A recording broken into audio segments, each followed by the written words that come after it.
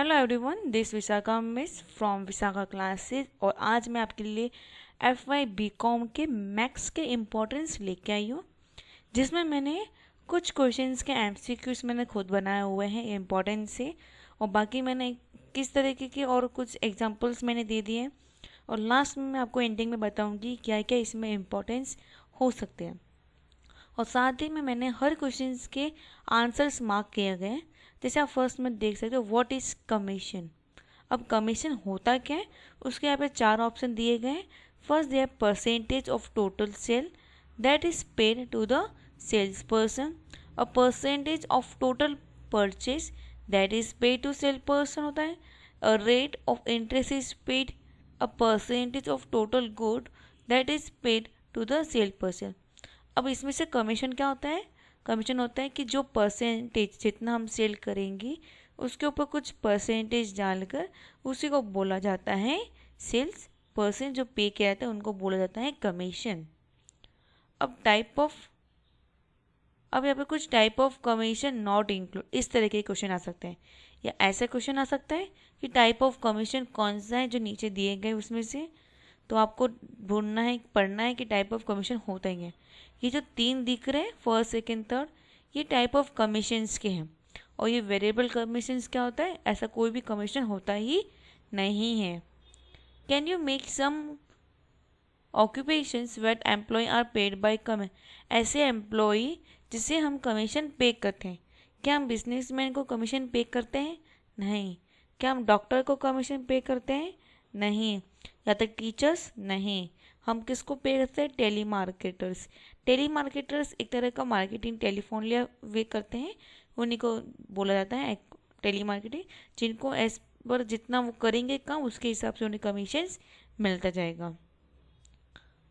अब एक और यहाँ पे दिया है, बाइंग और selling goods on the behalf of some other person call as डेस। ऐसा कौन सा व्यक्ति है जिसे जो खरीदता भी है बेचता भी है लेकिन दूसरे के बदले, उन्हें बोला जाता है प्रिंसिपल्स। अब बोलोगे एजेंट भी बोलता है? नहीं, एजेंट तो एक अलग तरह का जो दोनों के बीच में काम करने वाला। प्रिंसिपल वो होता है जो दोनों के बिहाफ में काम करता हो।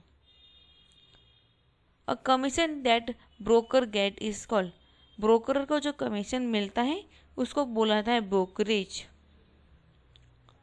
अब dash is a agent who make a profession of the goods and then sell them it is own name. ऐसा व्यक्ति जो खुद प्रोफेशनली भी एजेंट तो है लेकिन जो सामान बेचता है वो खुद ही के ही नाम पे बेचता हो, उसे बोला जाता है फैक्टर। अब इस तरीके के मैंने यहाँ पे कुछ देख सकते हो फॉर्मूलाज भी डाले मैंने। Selling price minus cost price, sorry, gross profit is equal to what. अब ग्रॉस प्रॉफिट होता है क्या है? जैसे यहाँ पे दिया है मैंने, selling price minus cost price, ये हमारा क्या हो गया आंसर। अब जाएंगे नेट प्रॉफिट के लिए, फिर rate of commission of purchase formula, commission of sales के फॉर्मूलाज, टोटल कमीशन फॉर्मूलाज, इस तरीके मैंने दिया। अब एक और है, dash mean reduction in the price और लेस देन मार्केट प्राइस। ऐसा कौन सा चीज़ होता है जो लेस देन होता है किससे? मार्केट प्राइस से, उसे बोला जाता है discount. Trade discount is allowed on the. Trade discount किस पे अलाउड किया जाता है? लिस्ट प्राइस पे। टोटली मैंने यहाँ पे कुछ 19 एग्जाम्पल्स दिए गए हैं कि किस तरीके से आपको एग्ज़ाम में क्वेश्चन पूछे जा सकते हैं, किस तरीके से, पूरा उसका मैंने स्ट्रक्चर यहाँ पे बता दिया है। अब फ्रॉम 20 से क्या है यहाँ पे, जैसे मैंने से सेंटेंस लिख दिया, मतलब उसका क्वेश्चंस प्लस उसके आंसर्स के साथ पूरा मैंने यहाँ पे कर दिया। जैसे list price is minus trade discount is equal to inverse price, inverse price minus cash discount is equal to net selling price. इस तरीके से यहाँ पे मैंने क्वेश्चंस बनाए गए। जैसे तब rate of the change discount cash discount is express as a discount of the invoice price. अब आपको एग्जाम्स में क्या क्या इंपॉर्टेंस पढ़ना है, स्पेशली वो मैथ्स, वीडियो को लास्ट तक देखिए क्योंकि मैं उसमें बताने वाली हूँ क्या क्या इंपॉर्टेंस है। अब यहाँ पे आपको एक क्वेश्चन में मतलब एग्जाम्स के टाइम फुल फॉर्म भी पूछे जा सकते हैं, क्या क्या फुल फॉर्म्स होते हैं। जैसे यहाँ पे NSP तो एनएसपी क्या होता है? एनएसपी का मतलब नाला सोपारा नहीं होता है। एनएसपी का यहाँ पे मतलब होता है नेट सेलिंग प्राइस। अब यहाँ पे मैंने एक और इम्पोर्टेंट पेज, ये क्वेश्चन नंबर 29 दे सकते हो। The amount of profit and loss to be share by the partner depending on many factors such as. अलग अलग फैक्टर के हिसाब से हम प्रॉफिट एंड लॉस किस तरीके से बांट सकते हैं। यहाँ पे टोटल 4 फैक्टर्स हैं।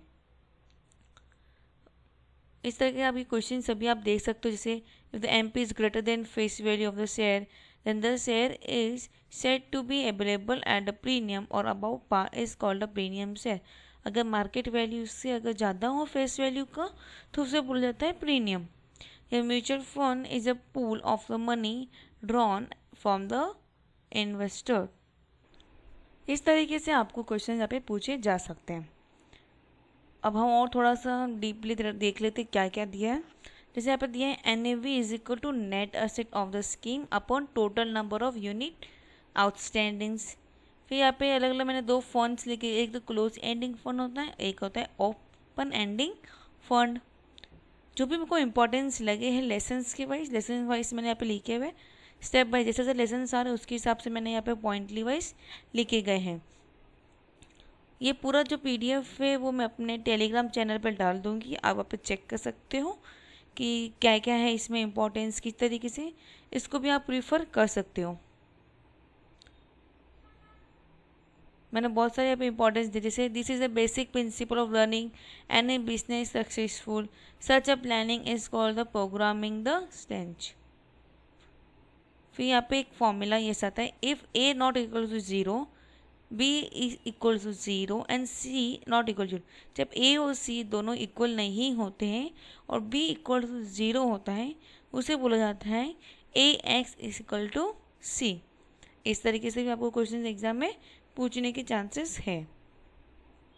फिर यहाँ पे मैंने फंक्शंस लिखे गए, क्या क्या फंक्शंस है, सेकेंडरी डेटा क्या काम करता है, प्राइमरी डेटा क्या काम करते हैं, कौन सी डेटा क्या होते हैं, किस फ्रीक्वेंसी वाइज हमें ग्राफिकली सॉल्व कर सकते हैं। फर्स्ट होता है histograph, frequency polygon, frequency curve या ऑगी और क्यूमुलेटिव फ्रीक्वेंसी कर्व, इस तरीके से। फिर मीन मीडियम मोड्स के फॉर्मूलाज भी हैं यहाँ पे, और किसी किसी जगह पे मैंने आंसर्स भी मार्क किए कि कैसे find the mode of the following data.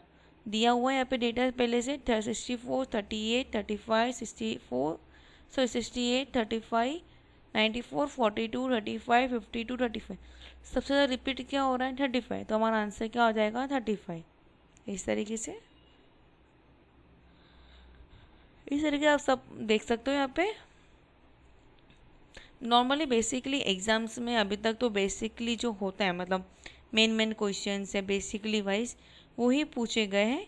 इसी हिसाब से मैंने यहाँ पे पूरा एक फॉर्मेटली वाइज बना दिया है कि क्या क्या इंपॉर्टेंस है।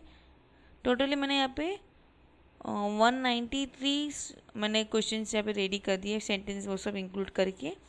यहाँ तक आपका पोर्शनली मैंने पूरा आइडल का जो बुक है मैथ्स का FY BCom का वो मैंने यहाँ तक पूरा आपको इम्पोर्टेंस दे दिया है। उसको आप क्या करना है, अब आपको पढ़ाई कैसे करना है मैं आपको ये बताने वाली हूँ।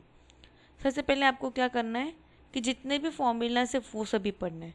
टेक्स्ट बुक में खाली आप लाइक जो हम न्यूज़पेपर कैसे रीड करते हैं बस उसी तरह से आपको एक तरह से रीड आउट करना है। अब ऑल द स्टेप्स, हर एक फॉर्मूलाज जैसे ग्राफ जब हम सॉल्व करेंगे या मीन मीडियम फाइंड करने ना वहाँ पे स्टेप्स फॉलो किए जाते हैं।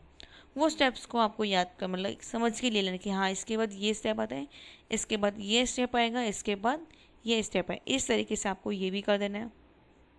थर्ड पॉइंट आता है जितने भी मेरिट्स एंड डीमेरिट्स हैं। मेरिट्स एंड डीमेरिट्स करने का फ़ायदा ऐसा है कि जब आप मेरिट्स करोगे तो आपको क्वेश्चन पूछे इसमें से अगर कौन सा चीज़ मेरिट नहीं है तो आप बता सकते हो, या इसमें से कोई डीमेरिट है बता सकते हो कि ये चीज़ डीमेरिट है।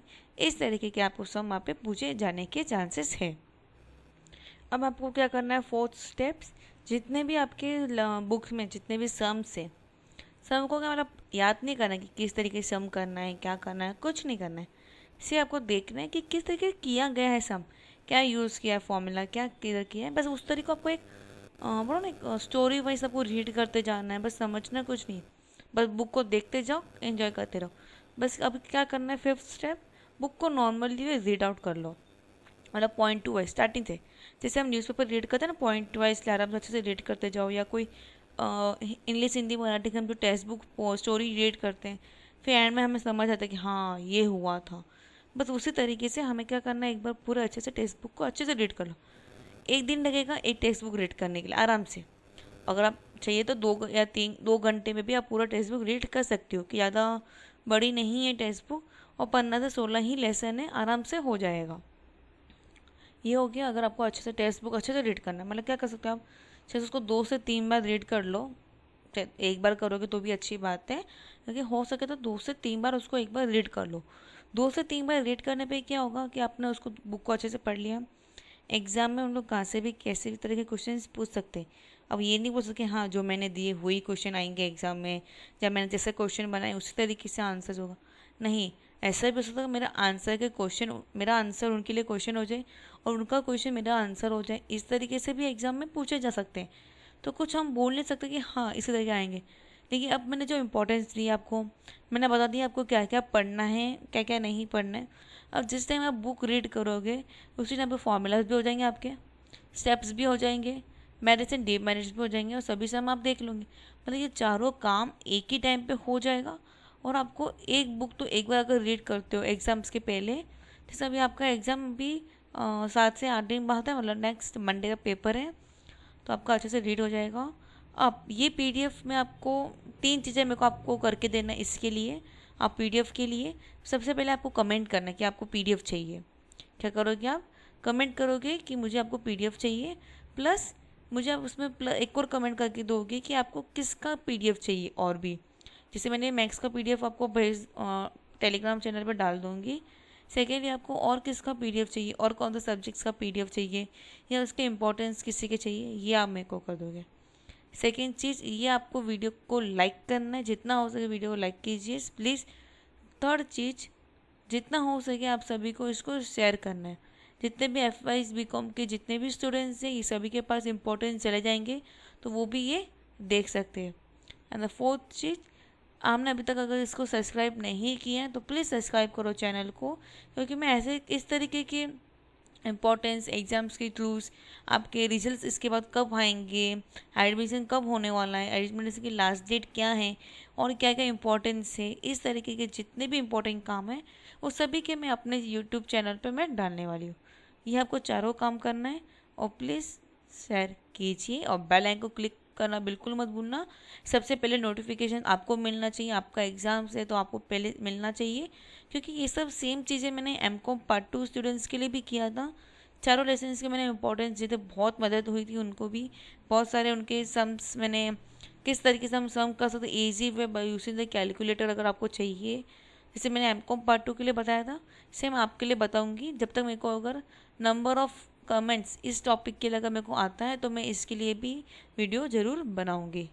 तब तक के लिए बने रहिए यूट्यूब मेरे इस चैनल पे, और जितना हो सके प्लीज़ शेयर कीजिए। इस वीडियो में अगर आपको कुछ भी अच्छा लगा हो तो प्लीज़ लाइक कीजिए, शेयर कीजिए, सब्सक्राइब करना भूलना नहीं, और बेल आइकन को क्लिक करना बिल्कुल नहीं भूलना। And all the best students, it is very easy paper you have, and you got a very important chance. This time is last and final chance to you to get passed by thus giving the 25 MCQs. अब इसमें आप लोगों को एक सवाल बहुत आ रहा है कि कितने मार्क्स का पेपर होगा, क्या आप कैमरा ऑन होगा नहीं होगा, ये वो बहुत सारे सवाल हैं।